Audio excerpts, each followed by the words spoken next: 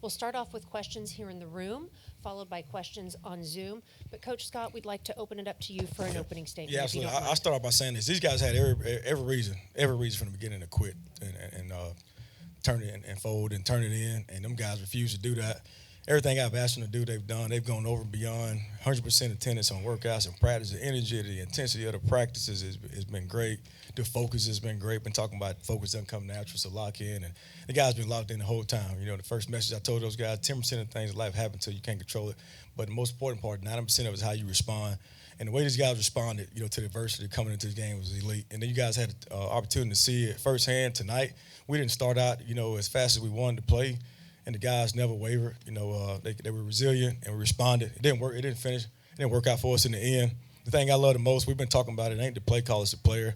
And we put our guys in the best position to go win. And you know, as a coach, I feel great about, you know, making a play call for those guys that's successful, that was successful for, that's worked for us repeatedly, as opposed to just coming up with a call that I felt good about. So I'm super proud of these guys, the way they responded, the way they played the game, the way they finished and fought together. Thank you, Coach Scott. We'll open it up to questions right over here on the right. So Greg Hunter, Blue and Gold News. So Chad, start with you. Offensively, go to the last series where you guys are trying to take the lead. What's the strategy? What are you guys trying to do? What's the call there at the end? Well, the call was it's a verse call. It's the call that's had been successful for us the last, you know, I believe 5 to 6 drives. And it was a great call because it was it's what we were great at, what we were best at, and you know, it just fell a little short. But that was the same play that we've hit several times throughout the game, and we just fell short.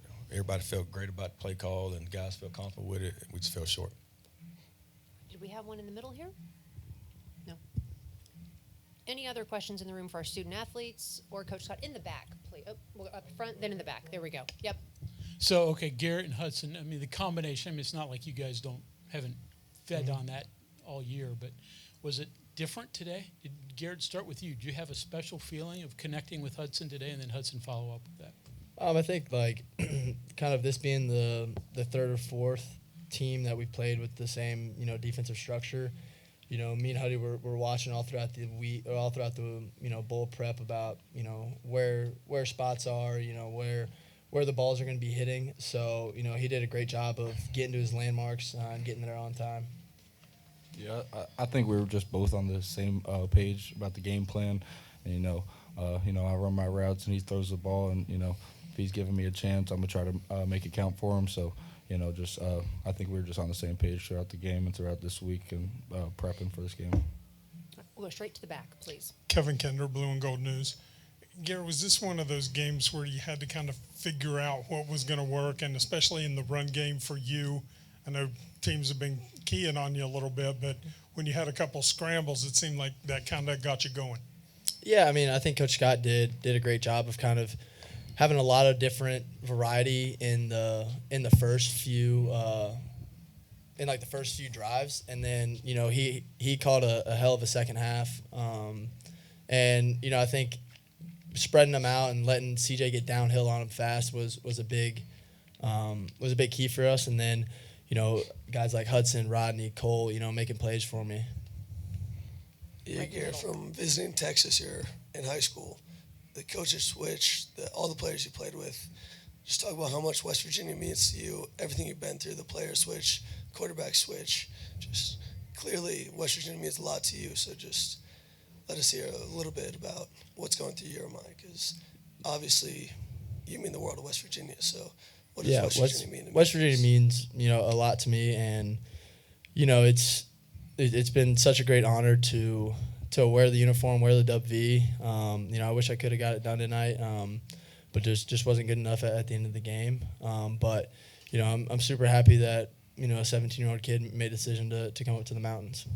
Back to the right, please. So really, for all three, you start with you, Chad. The emotions when they miss the field goal, and you know you not only have a chance with time left, but a chance to win it.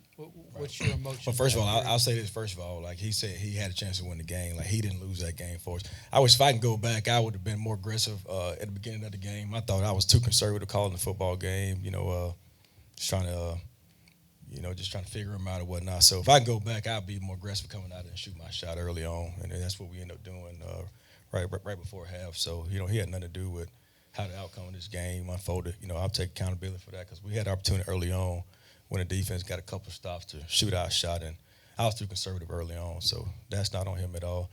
As far as when those guys got the stop, we've been talking all week about, again, it ain't the play call, it's the player.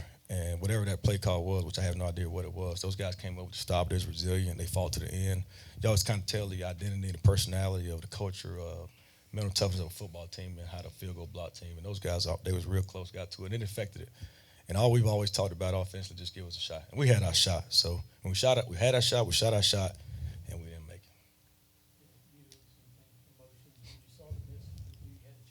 Yeah, I knew I was going to get the ball back with, however many seconds, and whether it was going to be a 5-point game or an 8-point game, and then Coach Scott put us in a position to win, and didn't make the other rod, but it's football.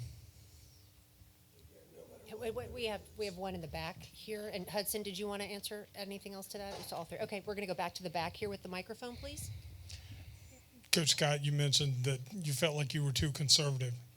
More throws, more different types of runs. What was your thought there? Well, early on, we wanted to try to establish the run and, control the clock early on in the game. And they muddied up the box a lot. Coming in, we knew they were kind of vulnerable in the back end. And so we were probably a little too stubborn trying to run the ball, honestly.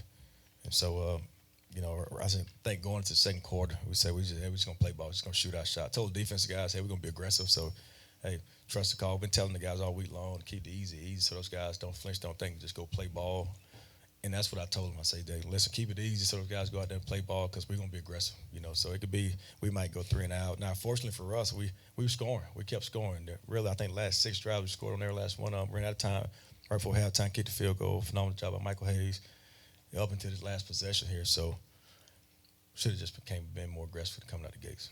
And then Wyatt Milam, I think he just played on the first series. Was that a plan or did something happen? That was planned.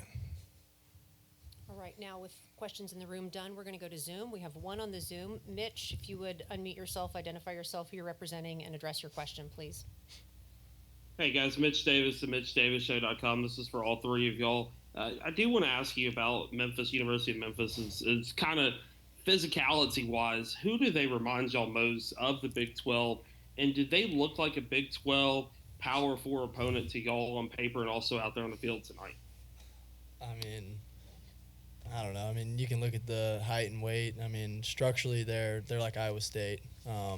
But 11's a really good player, and then 1's a really good player. So yeah, they're a great football team. They're a great football team. They play fast. They swarm around. They put the guys in position to be successful. They go out there and make plays. I think it was exciting football game. It was a challenging football game. We knew either way it wasn't going to be easy for them. It wasn't going to be easy for us.